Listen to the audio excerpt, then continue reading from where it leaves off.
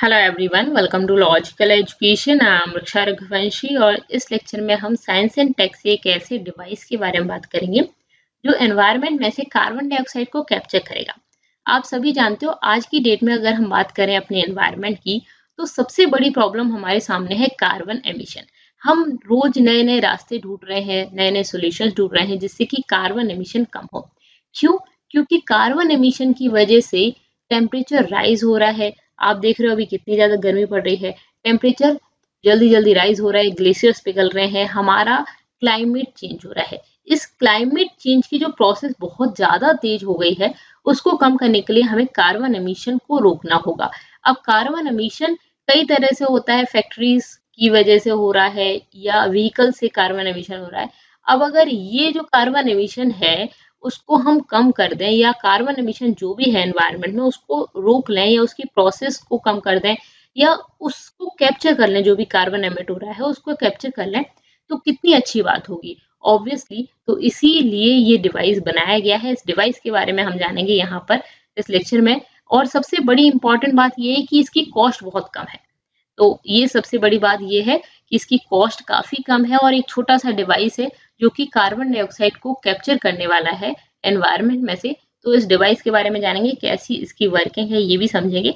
तो चलिए स्टार्ट करते हैं। वीडियो पसंद आए तो इसको लाइक करना है आपको, और चैनल को सब्सक्राइब नहीं किया तो अभी सब्सक्राइब कर लो जिससे नेक्स्ट वीडियोस के अपडेट्स आपको मिल जाए। बात करते हैं इस न्यूज के बारे में। देखिए, जो रिसर्च है वो की है यूनिवर्सिटी ऑफ कैम्ब्रिज के रिसर्चर्स ने। ये जो रिसर्च है वो पब्लिश की गई। अब इस रिसर्च में बताया गया है कि जो डिवाइस है ना वो लो कॉस्ट डिवाइस है, इसकी कॉस्ट बहुत कम है। और ये देख सकते हो आप, एक कॉइन की शेप जैसा डिवाइस है और बैटरी जैसा दिखता है, ठीक है, बैटरी के सेल जैसा आप बोल सकते हो। इस तरह का डिवाइस है, लो कॉस्ट डिवाइस है, वेरी वेरी इंपॉर्टेंट।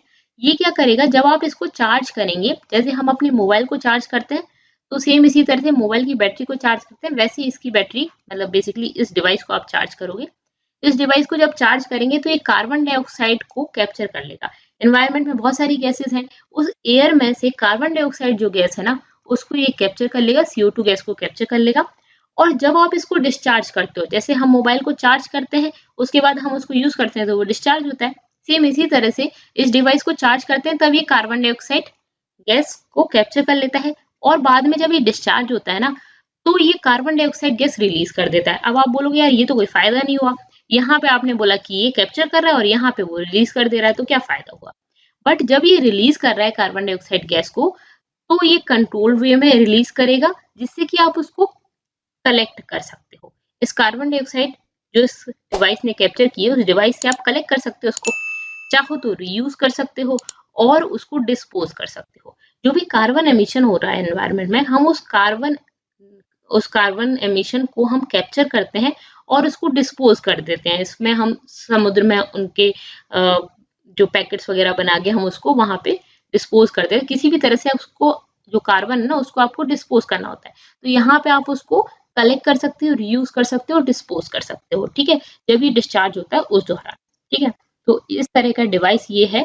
और ये जो डिवाइस है उसको डिस्क्राइब किया गया है जनरल नैनो स्केल, मतलब इसमें इसको पब्लिश किया गया इस रिसर्च को।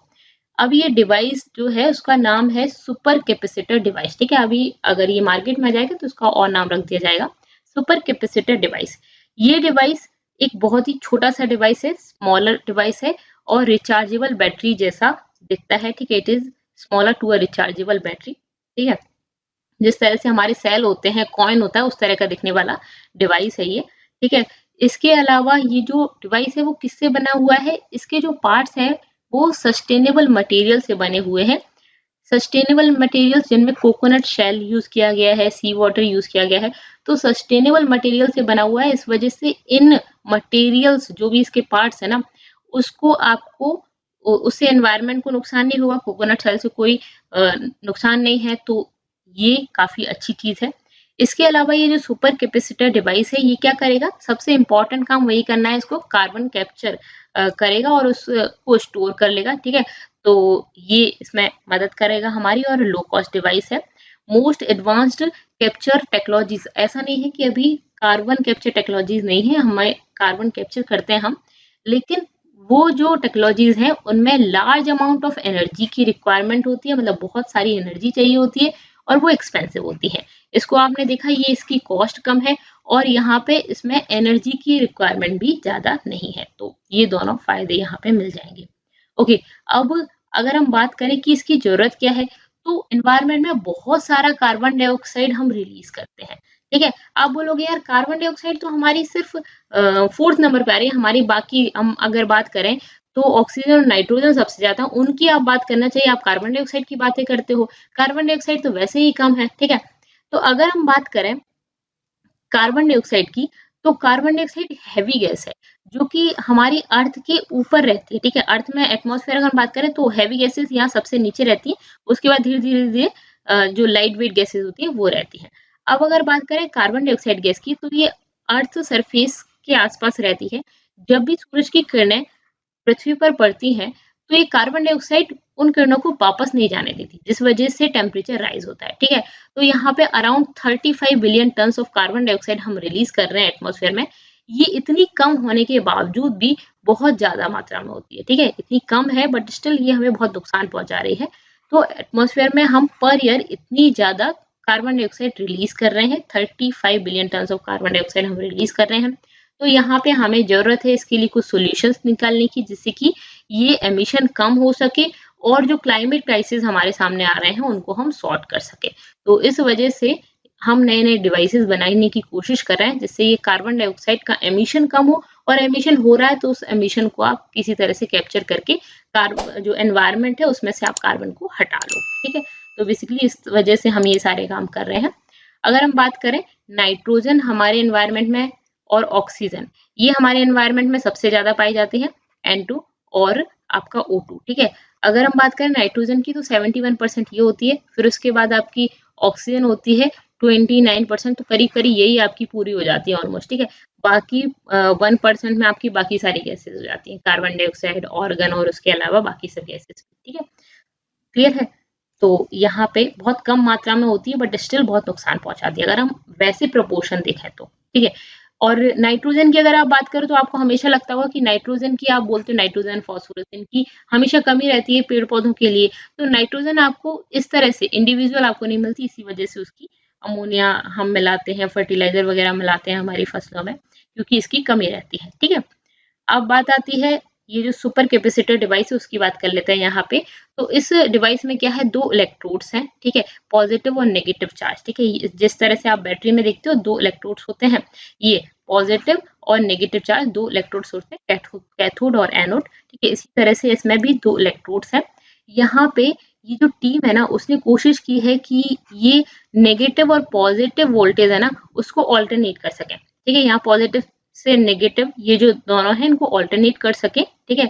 और ऑल्टरनेट करने के बाद इन्होंने देखा कि जो प्रीवियस एक्सपेरिमेंट था उससे डबल चार्जिंग टाइम हो गया। अब चार्जिंग टाइम हम बढ़ाने की कोशिश क्यों कर रहे हैं, क्योंकि जितना ज्यादा चार्जिंग टाइम होगा उतना ज्यादा कार्बन डाइऑक्साइड ये कैप्चर करेगा, और हम तो चाहते हैं कि ज्यादा से ज्यादा कार्बन डाइऑक्साइड कैप्चर करे, तो इसी वजह से हम चार्जिंग टाइम बढ़ाने की कोशिश कर रहे हैं, ठीक है।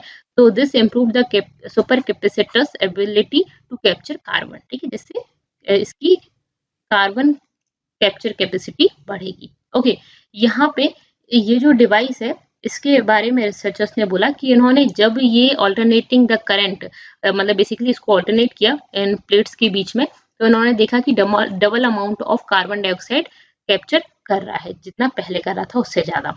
ओके, चार्जिंग डिस्चार्जिंग प्रोसेस जो है इस सुपर कैपेसिटर की पोटेंशियल यूजेस लेस एनर्जी, कम एनर्जी यूज कर रहा है जो बाकी प्रोसेस है उनसे, ठीक है। इंडस्ट्रीज में अभी जो प्रोसेस यूज कर रहे हैं जैसे अमीन हीटिंग प्रोसेस, इसमें ज्यादा एनर्जी यूज होती है, और इस वाली प्रोसेस में जो चार्जिंग डिस्चार्जिंग प्रोसेस है सुपर कैपेसिटर की, उसमें कम एनर्जी यूज होती है और ये लो कॉस्ट डिवाइस भी है। अब यहाँ पे रिसर्चर्स का और काम क्या है, ये कोशिश कर रहे हैं कि प्रिसाइज मैकेनिज्म तैयार करें कार्बन डाइऑक्साइड कैप्चर के लिए, और फिर उसको और इम्प्रूव करना चाहते हैं। तो इस तरह से अच्छा सा डिवाइस बन के तैयार हो जाए, उसको और अच्छे से और इम्प्रूव हो जाए और बहुत सारा कार्बन डाइऑक्साइड ये कैप्चर कर सके। इस तरह का इनका आगे का काम होगा। तो यहाँ पे हमने इस डिवाइस के बारे में ये डिस्कस कर लिया। अब आपको बताते हैं कि डिवाइस, ये जो सुपर कैपेसिटर डिवाइस है, और मैं जिस बैटरी की बात कर रही हूँ जो रिचार्जेबल बैटरी भी इसी तरह से काम करती है, तो उनमें क्या डिफरेंस है। तो मेन डिफरेंस जो है ना वो है इनकी चार्ज जो स्टोर करते हैं ना, उस चार्ज स्टोर के तरीके में ही डिफरेंस है, किस तरह से ये दोनों डिवाइस अपना चार्ज स्टोर करते हैं। तो अगर हम एक बैटरी की बात करें, वो एक केमिकल रिएक्शन यूज करती है, ठीक है। सेम इसी तरह की बैटरी होती है, उसमें कैथोड एनोड होते हैं और एक सॉल्यूशन होता है, और ये केमिकल रिएक्शन यूज करती है to store and release charge. यहाँ पे ये सुपर कैपेसिटर जो होता है वो केमिकल रिएक्शन यूज नहीं करता, इसमें केमिकल रिएक्शन की इसको जरूरत नहीं पड़ती। यहाँ पे इसको जरूरत है इलेक्ट्रॉन्स की मूवमेंट की, ठीक है। इलेक्ट्रॉन्स का मूवमेंट हो बिटवीन इलेक्ट्रोड्स, जो इलेक्ट्रोड जो है, इन इलेक्ट्रोड्स के बीच में इसका जो इलेक्ट्रॉन्स है ना उनका मूवमेंट हो, ठीक है। ये चाहता है, जिसकी वजह से इसका लाइफ स्पैन भी ज्यादा है, मतलब कि ज्यादा टाइम तक ये चलेगा। और जो सुपर कैपेसिटर है ये उतना अमाउंट ऑफ चार्ज कैरी नहीं करेगा जितना कि बैटरी करती है, लेकिन ये भी एनवायरनमेंट के लिए अच्छी ही बात है, ठीक है। उतना अमाउंट ऑफ चार्ज कैरी नहीं करेगा जितना कि बैटरी करती है। तो ये मेन इसमें डिफरेंस है दोनों में। यहाँ पे केमिकल रिएक्शन की जरूरत होती है और यहाँ पे इसमें इलेक्ट्रॉन्स मूव करते हैं, बेसिकली इलेक्ट्रॉन के मूवमेंट की जरूरत होती है यहाँ पे, ठीक है। ओके, तो बेसिकली ये है सुपर कैपेसिटर डिवाइस जिसके बारे में हमने यहाँ पे जाना। अब अगर आप इन सभी लेक्चर्स की पीडीएफ चाहते हैं तो टेलीग्राम चैनल को ज्वाइन कर सकते हैं। इसके अलावा इंस्टा फेसबुक पर भी आप मुझसे जुड़ सकते हैं, यहाँ पर भी आपको अपडेट्स मिल जाते हैं। इसके अलावा चैनल को सब्सक्राइब करना है, वीडियो पसंद आया तो उसको लाइक करना है और अपने फ्रेंड्स के साथ शेयर कर देना है। Thank you so much, thanks for watching.